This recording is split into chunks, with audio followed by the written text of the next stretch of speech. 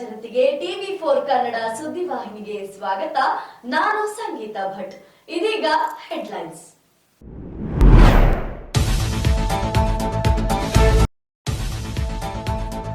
December 31ರಿಂದ ಸಾರಿಗೆ ಮುಷ್ಕರ.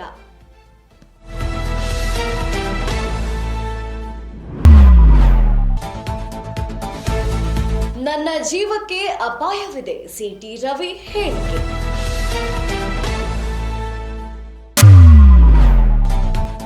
ಯಾರಾದ್ರೂ ನಿಮ್ಮ ಮನೆಯ ಬಾಗಿಲು ಬಡಿದ್ರೆ ತೆಗೆಯಬೇಡಿ, ಮನೆಗೆ ಕಳ್ಳರು ನುಗ್ಗುತ್ತಾರೆ. ಬಿಜೆಪಿಯವರಿಗೆ ಮಾನ ಮರ್ಯಾದೆ ಯಾವುದೂ ಇಲ್ಲ, ಡಿಕೆಶಿ ಕಿಡಿ.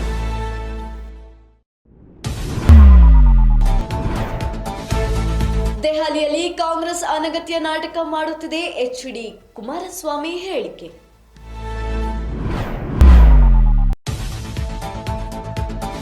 ಶ್ರೀನಗರದ ರಾಜಬಾಗ್ನ ರೇಷ್ಮಾ ಕಾರ್ಖಾನೆಯಲ್ಲಿ ಬೆಂಕಿಯಾಗುತ್ತಿಲ್ಲ, ವಿಡಿಯೋ ವೈರಲ್.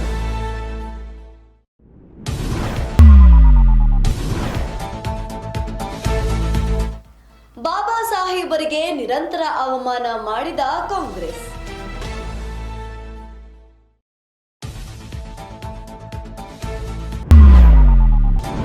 ಅದಾನಿ ವಂಚನೆ ಪ್ರಕರಣ ಮುಚ್ಚಿ ಹಾಕಲು ಬಿಜೆಪಿ ಹೈಡ್ರಾಮಾ ಮಾಡುತ್ತಿದೆ, ರಾಹುಲ್ ಗಾಂಧಿ ಹೇಳಿಕೆ.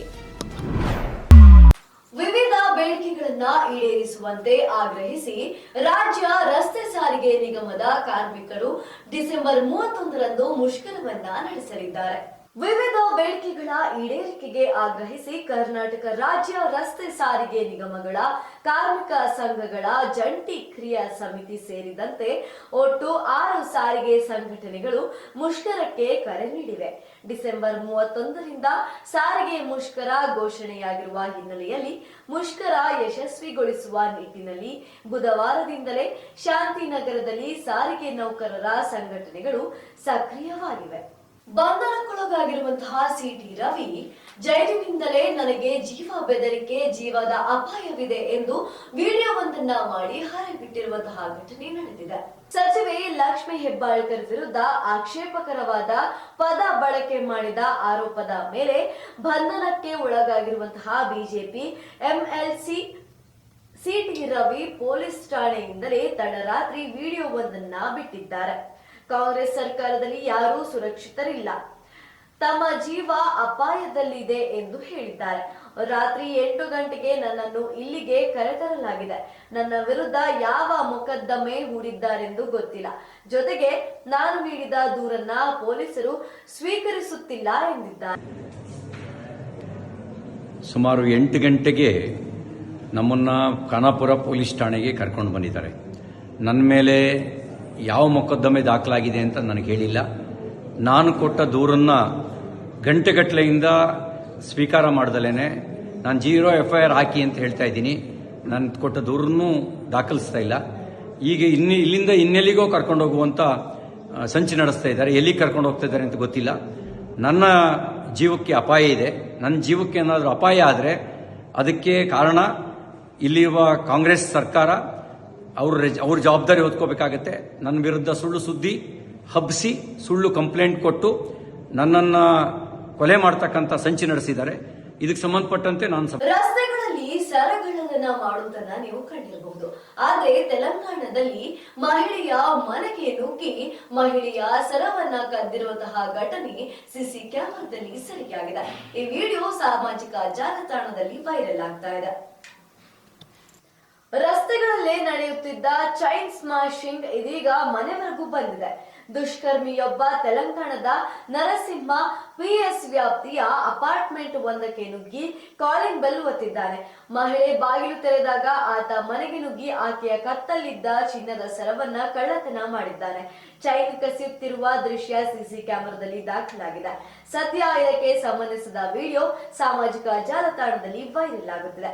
ಅಪರಿಚಿತರು ಬಾಗಿಲು ಬಡಿದರೆ ತೆರೆಯಬೇಡಿ, ಜಾಗರೂಕರಾಗಿ ಎಂದು ಪೊಲೀಸರು ತಿಳಿಸಿದ್ದಾರೆ.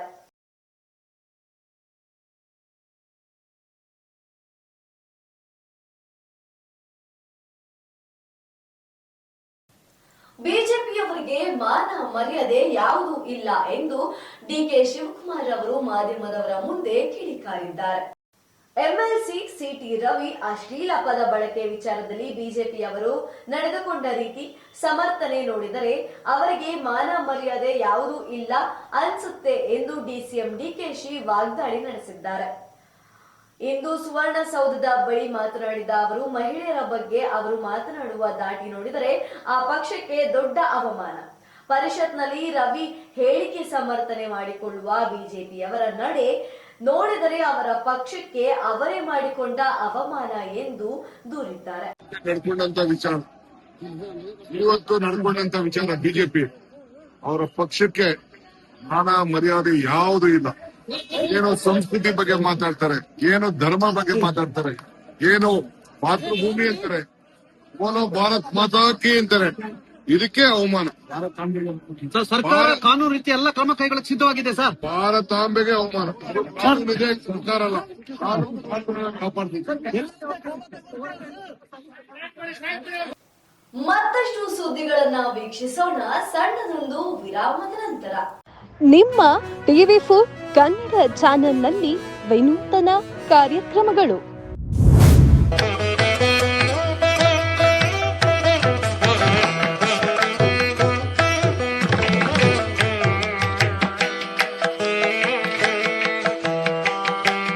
ನಿಮ್ಮ ದೇವಸ್ಥಾನದ ಬಗ್ಗೆ ಸಂಪೂರ್ಣ ಮಾಹಿತಿ ನೀಡುವ ಕಾರ್ಯಕ್ರಮ ದೇಗುಲ ಮಹಿಮೆ.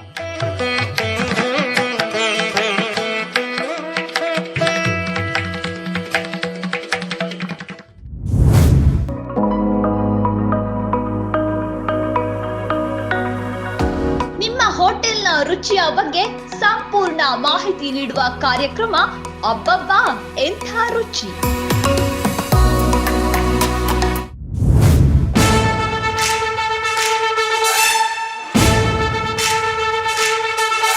ಸಮಾಜ ಸೇವಕರ ಬಗ್ಗೆ ಜನತೆಗೆ ತಿಳಿಸುವ ಕಾರ್ಯಕ್ರಮ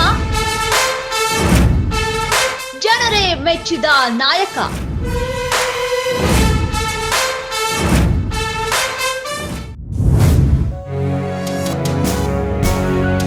ಕನ್ನಡ ಚಲನಚಿತ್ರಗಳ ಬಗ್ಗೆ ಸಂಪೂರ್ಣ ಮಾಹಿತಿ ನೀಡುವ ಕಾರ್ಯಕ್ರಮ ಫಿಲ್ಮಿ ಚಿಟ್ ಚಾಟ್.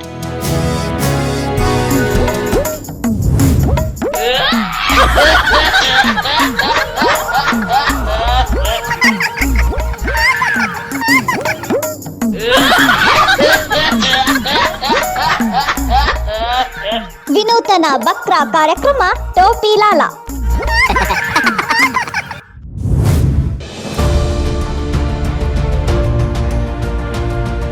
ನೇರ ಜನರ ಮಾತು ಟಿವಿ4 ಕನ್ನಡ ಚಾನೆಲ್ನೊಂದಿಗೆ ವಿಶೇಷ ಕಾರ್ಯಕ್ರಮ ಪಬ್ಲಿಕ್ ರೌಂಡ್ ಅಪ್.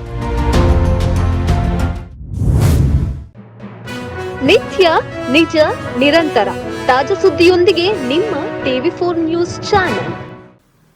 ವಿರಾಮದ ನಂತರ ಟಿವಿ4 ಕನ್ನಡ ಸುದ್ದಿವಾಹಿನಿಗೆ ಮತ್ತೆ ಸ್ವಾಗತ. ದೆಹಲಿಯಲ್ಲಿ ಕಾಂಗ್ರೆಸ್ನವರು ಅನಗತ್ಯ ನಾಟಕವನ್ನ ಮಾಡ್ತಾ ಇದ್ದಾರೆ ಅಂತ ಎಚ್.ಡಿ. ಕುಮಾರಸ್ವಾಮಿ ಮಾಧ್ಯಮದವರ ಮುಂದೆ ಬಹಿರಂಗವಾಗಿ ಹೇಳಿಕೆಯೊಂದನ್ನ ನೀಡಿದ್ದಾರೆ. ಡಿಸೆಂಬರ್ 17ರಂದು ರಾಜ್ಯಸಭೆಯಲ್ಲಿ ಬಿ.ಆರ್. ಅಂಬೇಡ್ಕರ್ ವಿರುದ್ಧ ಅವಹೇಳನಕಾರಿ ಹೇಳಿಕೆ ನೀಡಿದ್ದಕ್ಕಾಗಿ ಕಾಂಗ್ರೆಸ್ ಪ್ರತಿಭಟನೆ ನಡೆಸಿದೆ. ಸಂಸತ್ತಿನಲ್ಲಿ ಗುರುವಾರ ಬಿಜೆಪಿ ಮತ್ತು ಕಾಂಗ್ರೆಸ್ ನಡುವೆ ಅಪಾದಿತ ಘರ್ಷಣೆ ನಡೆದಿದೆ.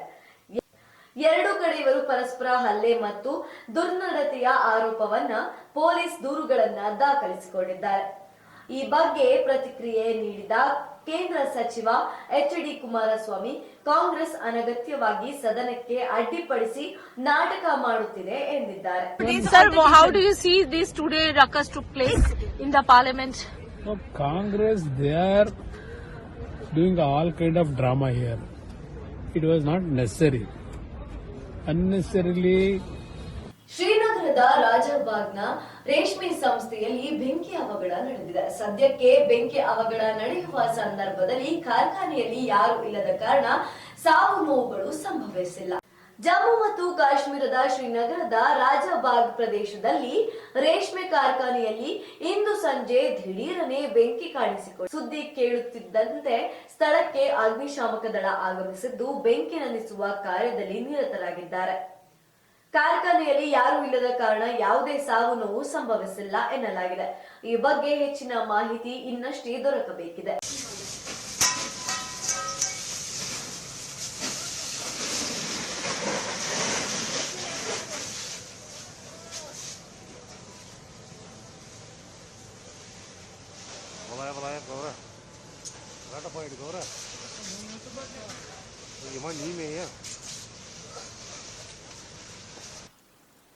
ಬಾಬಾ ಸಾಹೇಬ ಅಂಬೇಡ್ಕರ್ ರವರಿಗೆ ಕಾಂಗ್ರೆಸ್ನವರು ನಿರಂತರವಾಗಿ ಅವಮಾನ ಮಾಡುತ್ತಿದ್ದಾರೆ ಎಂದು ಬಿವೈ ವಿಜಯೇಂದ್ರ ಹೇಳಿಕೆಯೊಂದನ್ನ ನೀಡಿದ್ದಾರೆ.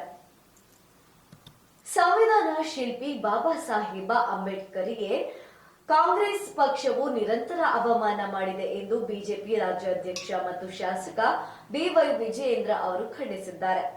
ಇಂದು ಡಾಲರ್ಸ್ ನಗರದಲ್ಲಿ ಮಾಧ್ಯಮ ಪ್ರತಿನಿಧಿಗಳೊಂದಿಗೆ ಮಾತನಾಡಿದ ಅವರು, ಕೇಂದ್ರದ ಗೃಹ ಮಂತ್ರಿಗಳಾದ ಅಮಿತ್ ಶಾ ಜಿ ಅವರು ಸಂವಿಧಾನ ಶಿಲ್ಪಿ ಡಾಕ್ಟರ್ ಬಾಬಾ ಸಾಹೇಬ ಅಂಬೇಡ್ಕರ್ ಅವರ ಬಗ್ಗೆ ಹೇಳಿರುವ ಮಾತುಗಳನ್ನ ತಪ್ಪಾಗಿ ಬಿಂಬಿಸಿ ಅದನ್ನ ವಿಡಿಯೋ ಎಡಿಟಿಂಗ್ ಮಾಡಿದ್ದಾರೆ ಎಂದು ಆಕ್ಷೇಪಿಸಿದರು.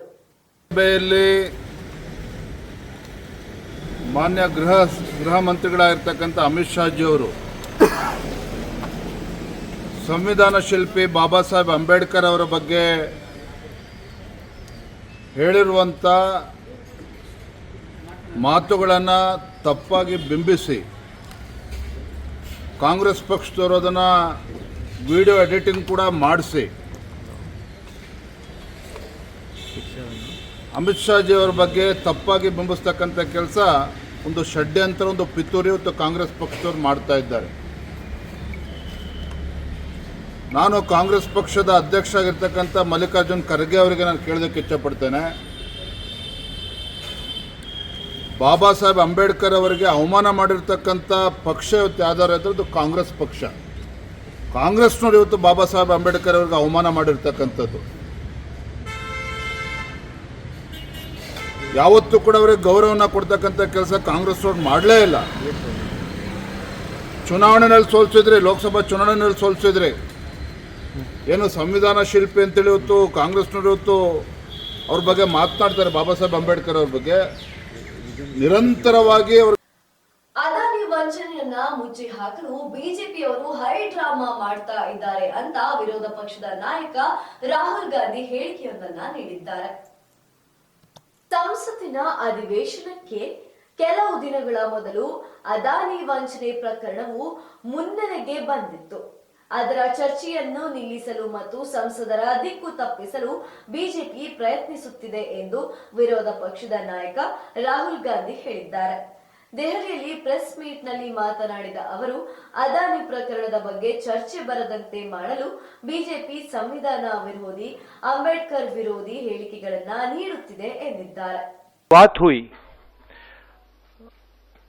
पार्लियामेंट से कुछ दिन पहले अदानी जी का वो यूएस में केस आया और पूरे टाइम बीजेपी ने उस पर डिस्कशन रोकने की कोशिश की और बीजेपी की बेसिक स्ट्रैटेजी थी कि ये अदानी का जो मामला है इसकी कोई चर्चा ना हो, इसका कोई डिस्कशन ना हो, ये दब जाए।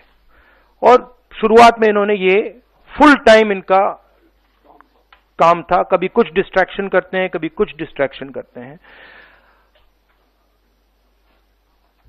उसके बाद अमित शाह जी का बयान आता है और हम पहले से कह रहे हैं कि जो बीजेपी आरएसएस की सोच है एंटी कॉन्स्टिट्यूशनल सोच है, एंटी अंबेडकर जी की सोच है और जो अंबेडकर जी की मेमोरी है, जो उनका कंट्रीब्यूशन है, उसको ये लोग मिटाना चाहते हैं, खत्म करना चाहते हैं।